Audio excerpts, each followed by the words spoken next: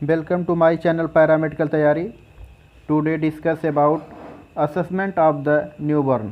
आज हम लोग एक बच्चा के जन्म लेने के पश्चात की कंडीशन को देखेंगे। उसका जो असेसमेंट किया जाता है, उसका जो आकलन किया जाता है, इस पे हम लोग डिटेल से चर्चा करेंगे। न्यूबॉर्न की जो स्थिति का पोजीशन का जो असेसमेंट किया जाता है, इसमें हेड टू फुट एग्जामिनेशन किया जाता है। बच्चे के सिर से पैर तक का जो है निरीक्षण किया जाता है। एब्गार स्कोर की गणना की जाती है, बॉडी की माप ली जाती है और रिफ्लेक्स के बारे में देखते हैं। असेसमेंट ऑफ न्यूबॉर्न में जो मेन पॉइंट होते हैं, जिन मेन पॉइंट पर असेसमेंट किया जाता है, बच्चे का आकलन किया जाता है, उसमें फर्स्ट पॉइंट जो होता है वो जनरल अपीयरेंस एंड पोस्चर। बच्चे की समान स्थिति और अवस्था के बारे में डिटेल से जानेंगे। मेजरमेंट रिलेटेड टू बॉडी, शरीर के विभिन्न माप लेते हैं। वाइटल साइंस मॉनिटरिंग की जाती है, एक्टिविटी देखी जाती है और फिजिकल एग्जामिनेशन, शारीरिक परीक्षण किया जाता है। इसके बारे में हम लोग आज डिटेल से देखेंगे। ये बहुत इम्पॉर्टेंट टॉपिक है, इससे अक्सर क्वेश्चन बनते रहते हैं। मैं हूं संजय चौबे। आप लोग चैनल को सब्सक्राइब कर लें, बेल आइकन को प्रेस कर लें, जिससे वीडियो बनते ही आपके पास नोटिफिकेशन पहुंचे। असेसमेंट के बारे में जो देखते हैं, तो फर्स्ट क्या हम लोग पढ़ेंगे, जनरल अपीयरेंस एंड पोस्चर। जब नवजात शिशु जागृत अवस्था में होता है तो एक्टिव रहता है, सक्रिय रहता है और रोता रहता है या फिर हाथ पैर को हिलाता रहता है। इसके साथ ही बच्चा सिकुड़ी हुई अवस्था में रहता है, अर्थात शिशु के जो है एक्सट्रीमिटीज़ होते हैं उदर की दिशा में मुड़े रहते हैं, अंदर की दिशा में रहते हैं। यदि शिशु का हाथ पैर उदर की दिशा के यदि शिशु का हाथ पैर उदर की दिशा में मुड़े हुए नहीं रहते हैं तो इसका जो है परीक्षण किया जाता है, क्योंकि किसी भी प्रकार का एक्सटेंशन अथवा पैरालिसिस हो सकता है। एग्जाम्पल देखें तो क्या होता है, बच्चे का कंधा और भुजा की पेशियों में लकवाग्रस्त होने पर हाथ उदर से दूर हो जाता है। इसमें कोई गति नहीं होती है, इसमें कोई मोमेंट नहीं होता है। अगला टॉपिक पे जो बात करते हैं तो measurement related to body newborn, शरीर की विभिन्न माप लेना। ये इम्पॉर्टेंट होता है बच्चों के लिए, इस पर विशेष ध्यान देने की ज़रूरत होती है। जब शिशु की स्थिति का आकलन करने के लिए इसकी मेजरमेंट ली जाती है, इसका जो परीक्षण किया जाता है, जिसमें मेन रूप से सिर की परिधि, इसमें जो बेटा सिर की परिधि होती है, जो हेड का सर्कमफेरेंस होता है, हेड का सर्कमफेरेंस देखते हैं, यानी जो उसका सिर है उसकी परिधि देखते हैं। दूसरा क्या होता है, चेस्ट का सर्कमफेरेंस देखते हैं, यानी जो बक्ष है, यानी जो सीने की परिधि उसको नापते हैं।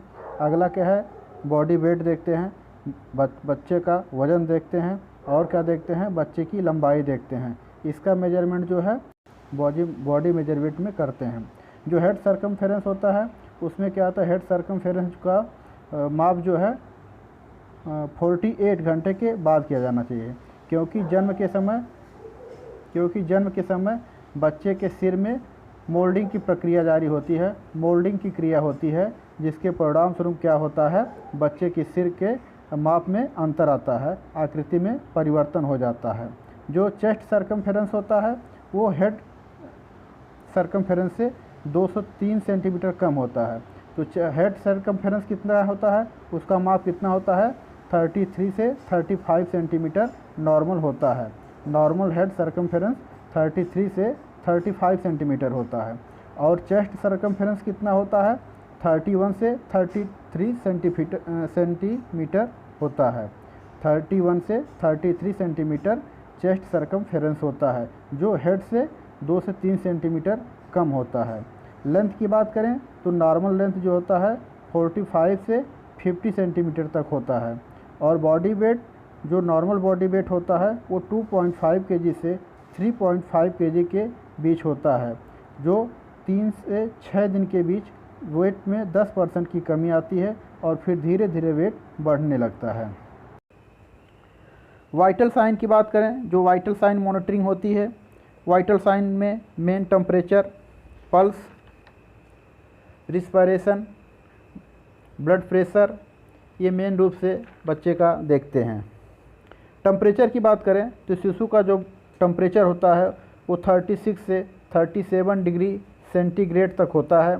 यदि टेम्परेचर नॉर्मल से कम होता है तो इसे हाइपोथर्मिया, यदि नॉर्मल से अधिक होता है तो हाइपरथर्मिया कहते हैं। ये एक फीवर का कंडीशन भी इंगित करता है। नॉर्मल पल्स रेट 120 से 140 पर मिनट के आसपास होता है। यदि ये 100 से कम है तो विशेष रूप से बच्चे का ध्यान रखना चाहिए।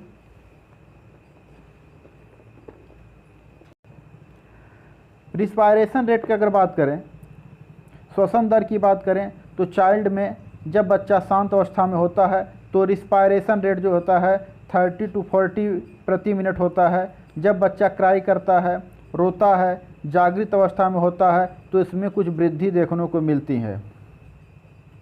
बर्थ के तुरंत बाद कुछ समय तक यह जो होती है अनियमित हो सकती है, परंतु शीघ्र ही यह जो है रेगुलर हो जाती है। ब्लड ब्लड प्रेशर की बात करें तो बच्चे का जन्म के समय ब्लड प्रेशर 50/30 mm/Hg होता है। सिस्टोलिक डिस्टोलिक प्रेशर की बात करें तो 50/30 से 80/50 तक mm/Hg होता है। और बाद में आयु की वृद्धि के साथ साथ इसमें इंक्रीज देखने को मिलता है। एक्टिविटी की बात करते हैं। जन्म के बाद बच्चा जागृत अवस्था में लगातार जो है मूवमेंट दर्शाता है, गतियां दर्शाता है। जागृत अवस्था में चाइल्ड प्रायः रोता है या हाथ पैरों को हिलाता रहता है। इस समय बच्चा अलर्ट मूड में होता है, एक्टिव रहता है, जिसमें मोरो रिफ्लेक्स उपस्थित रहता है। सोते समय चाइल्ड प्रायः शांत होते हैं, हाथ पैरों में गतियां कम हो जाती हैं। अगला जो देखते हैं फिजिकल एग्जामिनेशन, ये बहुत ही इम्पोर्टेंट है, वेरी इम्पोर्टेंट इसको कह सकते हैं। इसको उसमें से क्वेश्चन अक्सर बन जाते हैं। इसको बहुत डिटेल में जानते हैं, इसको डिटेल में देखते हैं। जिसमें क्या है, फिजिकल एग्जामिनेशन में क्या करते हैं, हेड का एग्जामिनेशन करते हैं, फेस का एग्जामिनेशन करते हैं, आई देखते हैं, ईयर देखते हैं, नेक देखते हैं, चेस्ट को देखते हैं, एब्डोमेन चेक किया जाता है, जेनाइटल एरिया को देखते हैं, बैक एंड स्पाइन और एक्सट्रीमिटीज़ का जांच करते हैं। यह एक बहुत ही महत्वपूर्ण असेसमेंट होता है। इसमें प्रायः बच्चों को गहराई से जांच करना चाहिए। आइए जो हेड देखते हैं तो क्या है, हेड में क्या टेस्ट करते हैं, क्या हेड में क्या एग्जामिनेशन करते हैं, क्या परीक्षण करना चाहिए, वो बहुत ही बारीकी से इस पर ध्यान देना चाहिए। यदि हेड में फोंटानेल्स की जांच करते हैं, फोंटानेल्स में क्या होता है, यदि फोंटानेल्स का आकार बड़ा होता है तो यह किसको इंगित करता है, अस्थि विकृति को या फिर क्रोमोसोमल एनोमलीज को इंडिकेट करता है। यदि फोंटानेल क्या होता है, बल्ज रहता है, उभरा हुआ रहता है, तो क्या इंगित करता है, increase intracranial pressure, meningitis, hydrocephalus को इंडिकेट करता है। यदि क्या होता है, फोंटानेल उभरा होता है, बल्ज रहता है, उभरा होता है, तो क्या करता है, इसमें क्या हो सकता है, किस चीज़ को इंडिकेट करता है, increase intracranial pressure, meningitis, hydrocephalus, ये क्या है, इसको इंडिकेट करता है। यदि ये डिप्रेस रहता है, यदि फोंटानेल्स डिप्रेस होता है, दबा हुआ होता है, तो इसमें क्या निम्न कारण हो सकते हैं। जो मेन कारण होता है बच्चों, ये डिहाइड्रेशन को इंडिकेट करता है, इसको ध्यान देना चाहिए। यदि फोंटानेल डिप्रेस है तो क्या इंडिकेट कर रहा है, डिहाइड्रेशन को। यदि नॉर्मल से डिप्रेस है, दबा हुआ है, नीचे की तरफ है, दबा हुआ समान आकार से नीचे की तरफ है, डिप्रेस है, तो क्या करते हैं, डिहाइड्रेशन को इंडिकेट करता है। बच्चे में क्या है, डिहाइड्रेशन है। यदि ये बल्ज है, उभरा हुआ है, तो क्या इंडिकेट करता है, increase intracranial pressure, meningitis and क्या, हाइड्रोसिफेलस। यदि बच्चों इसका आकार नॉर्मल से छोटा होता है तो क्या हो सकता है, माइक्रोसेफेली को इंडिकेट करता है। एंड क्या देखते हैं, अगला क्या देखते हैं, कैपुट सक्सीडिनम। कैपुट सक्सीडिनम की उपस्थिति का पता लगाया जाता है। असेसमेंट में देखा जाता है बच्चों कैपुट सक्सीडिनम। सक्सीडिनम क्या है, ये type of swelling around the skull. बच्चों क्या होता है, हेड में चारों तरफ एक स्वेलिंग आती है, सूजन आती है।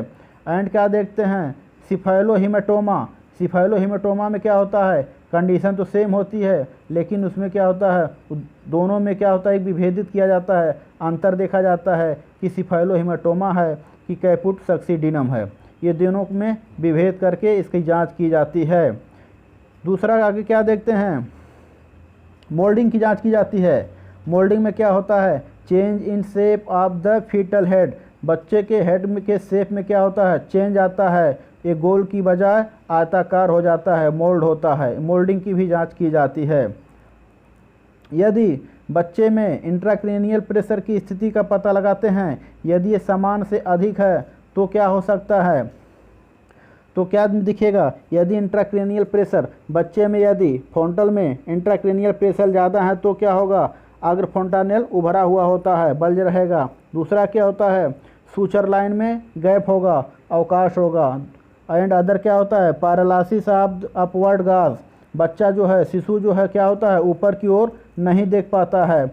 और क्या होता है, सिर पर सिराएं उभरी हुई होती हैं, जो बेन होती हैं वो उभरी हुई होती हैं, बिल्कुल स्पष्ट रूप से दिखाई देती हैं। ये जो होता है फ्रंटानेल या बच्चे का हेड में, ये सारी चीज़ों को विशेष रूप से ध्यान रखना चाहिए। यदि ऐसी कंडीशन है तो उसको नोट करना चाहिए। देन क्या, फेस की तरफ बात करते हैं। फेस के बारे में देखते हैं। बच्चे के फेस का जो अवलोकन करते हैं, जो असेसमेंट करते हैं, उसमें क्या होता है, आँखों की स्थिति देखते हैं, जबड़े का आकार देखते हैं, मुख की आकृति देखते हैं, या कोई बॉडी पर चेहरे पे जो रेसेस हैं, दरोरा हैं, ये सब भी देखते हैं। आई की बात करें तो क्या होता है, दोनों आई के मध्य की दूरी कितनी होनी, 2 सेंटीमीटर होनी चाहिए। दोनों आँखों के इनर के जो कैंथस के मध्य की जो दूरी होती है वो 2 सेंटीमीटर होनी चाहिए। दोनों आँखों की स्थिति एक समान होनी चाहिए। ऐसा नहीं कि एक आँख की जो आई इनर है वो दूसरी साइड में, दूसरे आँख का जो डायरेक्शन हो वो दूसरी तरफ जाए, ऐसा नहीं। दोनों आँखों की स्थिति एक समान होनी चाहिए। और क्या, लाइट के प्रति प्रतिक्रिया की जांच की जाती है और सामान्य स्राव की उपस्थिति को देखते हैं। इन्फेक्शन को चेक किया जाता है। ईयर में जो होते देखते हैं, तेज आवाज़ से उत्पन्न मोरो रिफ्लेक्स द्वारा सुनी गई आवाज़ को इंगित करता है। यदि बच्चा सो रहा है या उसके आसपास तेज आवाज़ साउंड करते हैं तो क्या आता है, बच्चा मोरो रिफ्लेक्स जो है इंगित करता है। इससे जो है ईयर का एक्टिविटी को देखते हैं। माउथ की बात करें तो माउथ का जो असेसमेंट करते समय, जो माउथ का असेसमेंट किया जाता है, वो बच्चा जब रोता है तो उस समय उचित होता है कि माउथ का जो है असेसमेंट किया जाए। यदि बच्चा क्राई कर रहा है तो उस समय माउथ का असेसमेंट करने में आसानी होती है। उसमें क्या देखते हैं, ओरल थ्रेस देखते हैं, और क्या देखते हैं, एनी डिफेक्ट, और उसका जो क्या कारण है डिफेक्ट को देखते हैं, कुछ उसमें डिफेक्ट है या नहीं, कुछ फिजिकल चेंजिंग है या नहीं है। और क्या करते हैं, क्लेफ्ट लिप देखते हैं, क्लेफ्ट पैलेट को नोट किया जाता है। जो कटे हुए ओठ को देखते हैं या कटे हुए तालू को देखते हैं, अगर ऐसी कोई विकृति है तो उसको नोट करते हैं। बच्चे की गर्दन में किसी प्रकार की असमान गांठ हो तो उसको चेक किया जाता है, नोट किया जाता है। चेस्ट की बात करें तो चेस्ट में भी कभी कभी कुछ हार्मोनल चेंजिंग की वजह से कुछ एबनॉर्मलिटीज़ दिखती हैं। नवजात शिशु का जो चेस्ट होता है वो क्या होता है, बैरल शेप होता है, गोलाकार आकृति में होता है। गर्भावस्था के दौरान मदर हार्मोन के प्रभाव के स्वरूप अफ्तन का उभार रहते हैं, इनमें से स्राव हो सकता है। किसी किसी बच्चे में ऐसी रेयर कंडीशन दिखती है। उस अफ्तन से जो स्राव होता है उसको क्या बोलते हैं, डायन का दूध कहलाता है। बच्चे में किसी प्रकार की विकृति यदि दिखती है, असमानता दिखती है तो उसका पता लगाना चाहिए, उसको नोट करने की ज़रूरत होती है। एब्डोमेन की बात करें, उदर की बात करें तो क्या होता है, इसकी निम्न एब्डोमेन में इसमें नाभि की जांच की जाती है, नाभि रज्जु निकलता है या फिर किसी प्रकार की इन्फेक्शन है तो उसको नोट किया जाता है। जेनाइटल एरिया का भी बारीकी से अध्ययन करना चाहिए। मेल शिशु में जो है पेनिस की लंबाई 2 सेंटीमीटर या फिर हाइड्रोसील, टेस्टिस या फिर जो है फिमोसिस की जांच की जाना चाहिए। फीमेल में क्लाइटोरिस और एबनॉर्मलिटीज़ की जांच की जानी चाहिए। फीमेल बेबी में फर्स्ट वीक में कुछ वजाइनल डिस्चार्ज होते हैं जिसे स्यूडो मिनिस्ट्रेशन कहलाता है। ये अचानक मदर हार्मोन के स्तर में गिरावट होने के परिणाम स्वरूप ही दिखाई देता है। बच्चों जो बैक और स्पाइन की भी जांच की जाती है।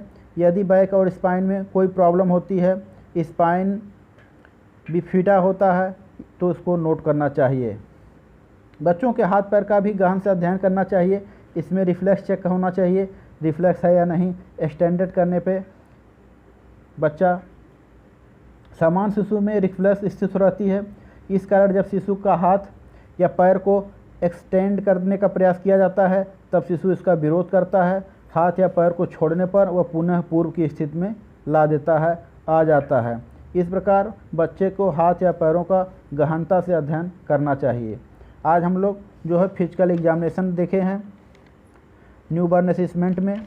अगले टॉपिक पे हम लोग न्यूरोलॉजिकल असेसमेंट देखेंगे।